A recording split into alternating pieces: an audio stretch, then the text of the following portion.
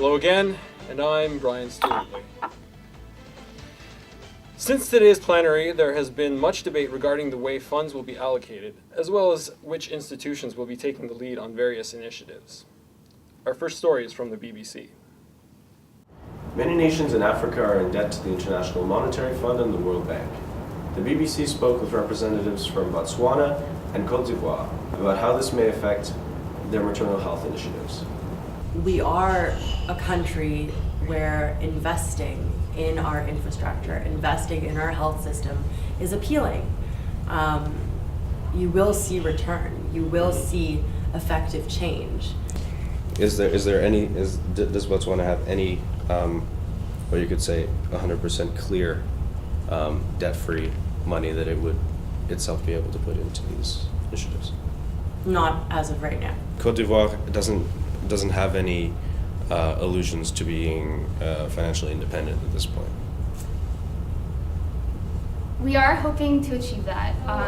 What we have is essentially a grant from IMF, which is a set amount of money. So hopefully we can work within that allotment and as a result not accumulate further debt beyond that.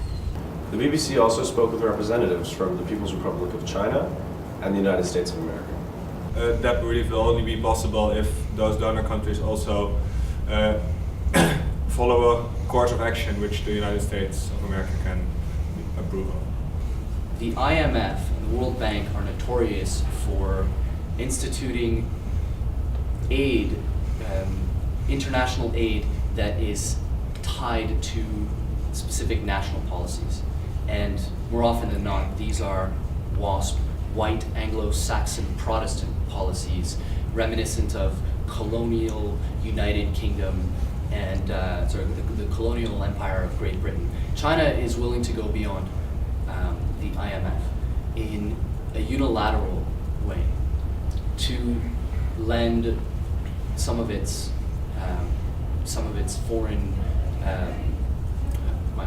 some of its reserves in order to further respect the sovereignty of nations and have them conduct their own implementation of this aid.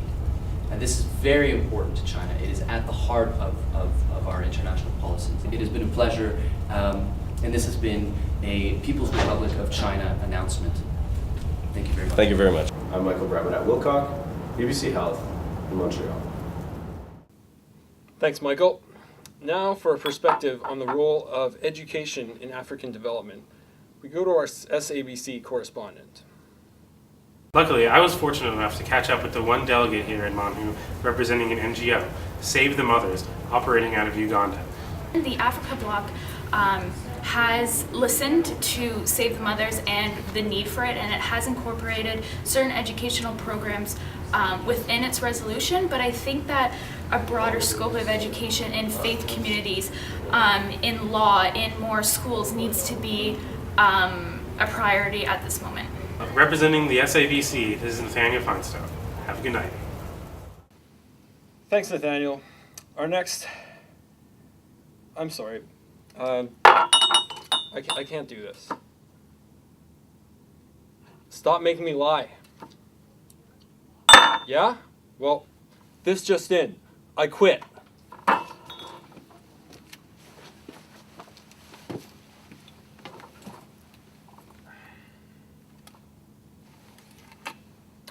Our next story is about the emerging relationship between China, Iran, and Canada. We go to our CNN correspondent for more. Hi Brian, we're here at the MonWHO conference, where delegates are working hard on finalizing their draft resolutions. CNN caught up with two countries who have shown considerable amounts of leadership and initiative, Iran and Canada. Let's go to the interviews. Well, the Chinese delegate has been very open-minded, and I think in certain instances, and has greatly advanced in the way they've been thinking. In the beginning, they showed some maybe even lack of understanding of the Islamic traditions, but currently we can see that they are better understanding the importance of cultural and religious aspects in a policy. And I feel that this, even though they have been showing strong connections with Canada, they have been also showing strong connections with other countries, and that's very important. what it seems like is that all the countries are on board with us. It's just U.S. And frankly, that's fine with us. If that's the case, if they just have this pity fight with us, then we're okay with that. The fact that the United States has shown a lack of interest in our meetings, showing up late, and also even today, not really showing an active role in discussion. Canada ought to have an active role in this because we do have the resources available that other countries do not. Countries, even in the Middle East and in Africa, are coming to be quite understanding of each other given political uprising and political disputes that exist, and even religious disputes. MonWHO is fortunate enough to have delegates that have come to the forefront of the discussion due to the lack of the initiative of the United States. This has been Mara Samat reporting for CNN. Good night.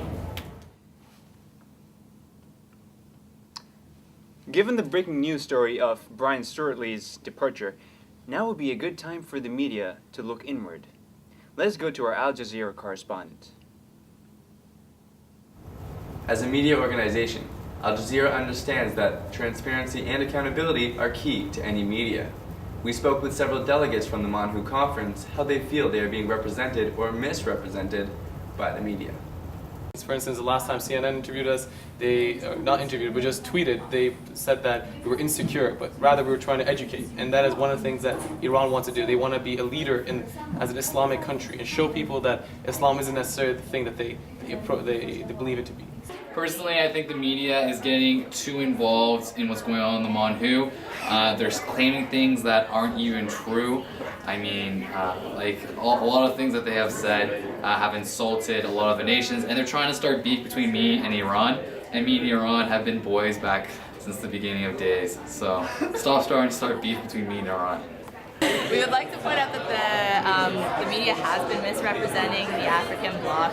They've said we're not able to work together and we don't have a clear leadership. We believe this is completely false. We have been able to come up with a working paper that all 16 countries present have agreed upon despite very different cultural views. So we are very unhappy about the media's representation of our work. In an Al Jazeera exclusive, we spoke with the director of the conference, Sebastian Forte, on how he feels about Twitter and the value of a critical media.